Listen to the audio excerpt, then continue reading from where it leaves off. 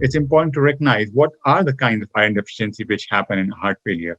It can be put into two broad buckets. One is absolute iron deficiency, and the other one would be functional iron deficiency.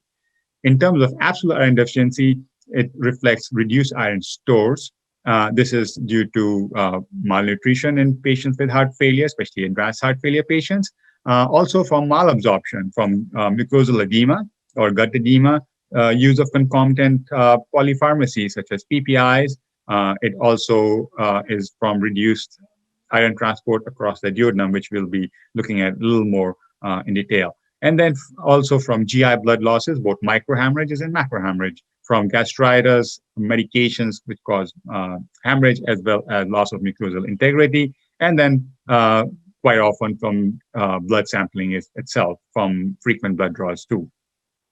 But what is more unique about iron deficiency in heart failure is the functional iron deficiency, which is as a result of the inflammatory state where there's a uptick in cytokines. And then this results in blunted response to erythropoietin, apoptosis of the progenitor cells, and then more importantly, hepcidin-mediated malabsorption and pooling of iron stores in reticular endothelial system organs. This is a slide in more detail on functional iron deficiency, and it's important to recognize the mechanism behind it, because that obviously has an impact on how we replete iron stores and some of the shortcomings in some of the previous trials as well. In functional iron deficiency, the mechanism is a generalized inflammatory state in heart failure with increased levels of pro-inflammatory cytokines such as interleukins and TNF-alpha, which results in increased production of hepcidin from liver, which is an acute phase protein. Hepcidin actually regulates the release of stored iron from both hepatocytes and also absorption across the enterocytes. And it negatively affects the transport protein called ferroportin, and it causes this degradation, resulting in decreased transportation. And also it promotes sequestration of iron in reticular endothelial systems such as spleen and liver and bone marrow, resulting in functional iron deficiency.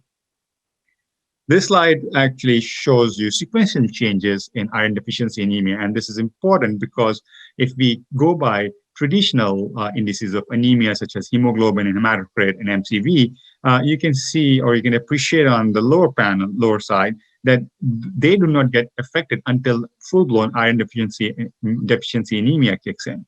However, early in the state, in the inflammatory state, when there's depletion of iron stores, there's a reduction in ferritin, and that is followed by reduction in iron saturation in more moderate states of iron deficiency.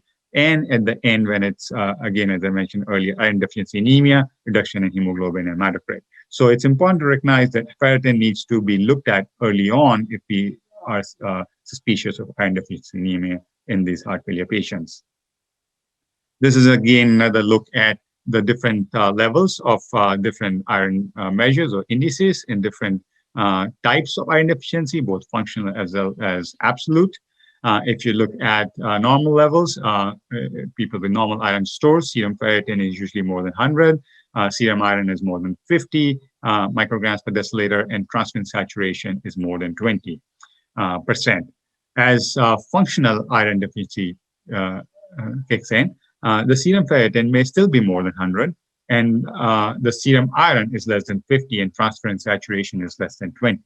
However, in absolute iron deficiency, all the stores are depleted. You have reduction in serum ferritin, serum iron, as well as transferrin saturation. And this is important to recognize these different variations and changes to correctly interpret iron deficiency in heart failure.